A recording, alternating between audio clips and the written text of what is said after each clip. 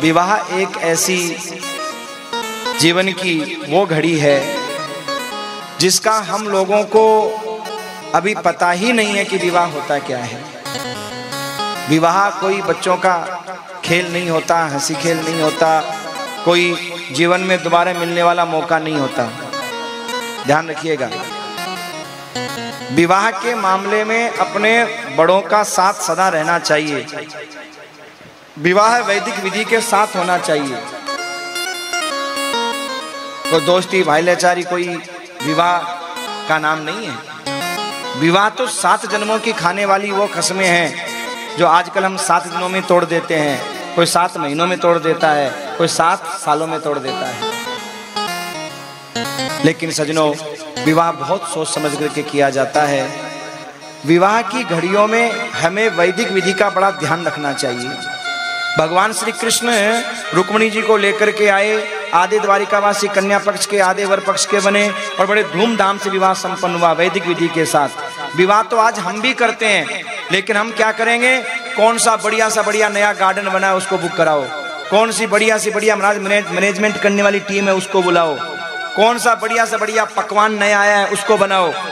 यानी हमारा नाचने कूदने में, संसार के दिखावे में तो ध्यान होता है, लेकिन जो विधि वेद मंत्रों के साथ में जो हमारी संपन्न होनी चाहिए उस पर कोई ध्यान नहीं होता। महाराज पंडित जी बोलते हैं फेरों का मुहूर्त शाम को 9 बजे का है। 9 बजे ये लो, हमारी तो वो निकासी बोलते हैं, क्या बोलते हैं, वो आती है ना, वो ऐसे बैठ के आती है ना, वो क्या बोलते हैं उसको, बोले वही नहीं आएगी, आते ना वो क्या बोलते हैं मारवाड़ी में, बनोरी नहीं, बनोरी तो पहली होया करे, डुकाव, हाँ बोले वही नहीं, डुकावी बोलते हैं ना, सच ना। वो लड़का पहुंचता है, बड़ा खुश होता है। जानते हो ये ढोल वोल क्यों बजाए जाते हैं? देखो, एक कारण तो ढोल बजाने का ये होता है, जो बैंड बजाते हैं ना बैंड, उसका कारण ये होता है कि मंगल काम हो रहा है। और महाराज मंगल काम में कोई छींक दे और कर दे तो फिर अशुभ माना जाता है।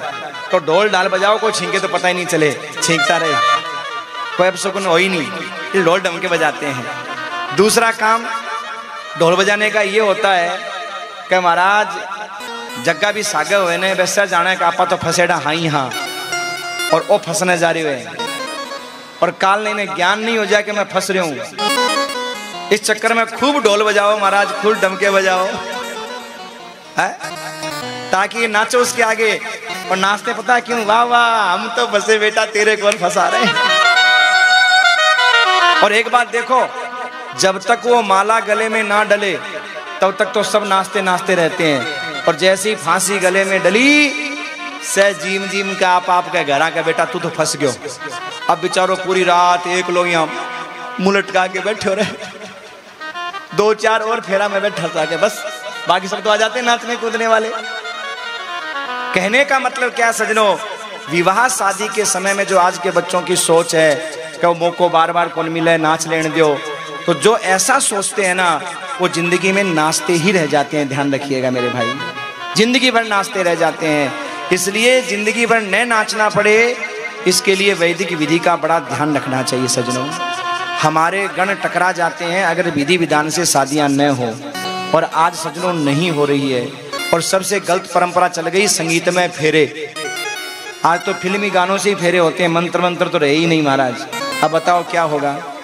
इसलिए सजनों ये कथा हमें संकेत करती है क्या, कि वैदिक विधि का बहुत ध्यान रखना चाहिए। विधि विधान के साथ में आप चाहे आशीर्वाद समारोह में लेट कर लो, खाने पीने में लेट कर लो, आप और सब चीजों में लेट कर लो, लेकिन सजनों फेरों का जो मुहूर्त होता है उसमें कभी लेट नहीं करनी चाहिए।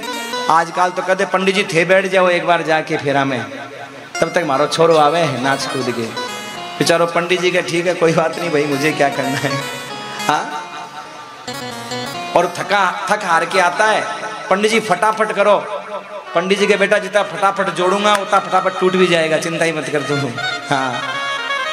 कभी नहीं करना चाहिए फटाफट। आजकल वैसे ही पंडित फटाफट करते हैं, 4-5 सावे लिए होते हैं, तो कभी यहाँ कभी वहाँ फटाफट करना पड़ता है उनको। विधि विधान से महाराज पूरी रात लग जाती है फेरों में, पता होना चाहिए आपको।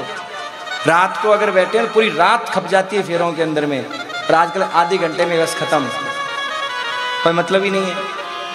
सजनों, कहने का मतलब क्या है, भगवान श्री कृष्ण ने विधि विधान के साथ में विवाह किया। आप हम लोगों को शिक्षा दी कि भाई देखो, जीवन में अगर दाम्पत्य जीवन को सुखी बनाना चाहते हो तो विधि विधान का पूरा ध्यान रखो, और नहीं तो भैया नाचते रहो, कोई चिंता की बात नहीं है। पुराने जमाने में जिसे मिल जाता वह निभ जाता। अच्छा एक बात देखो, आज की जो की बेटियां हैं बाने लोग कहे पढ़ी लिखी, के कहे पढ़ी लिखी, और पुरानी लोग आया ना के कहे अनपढ़।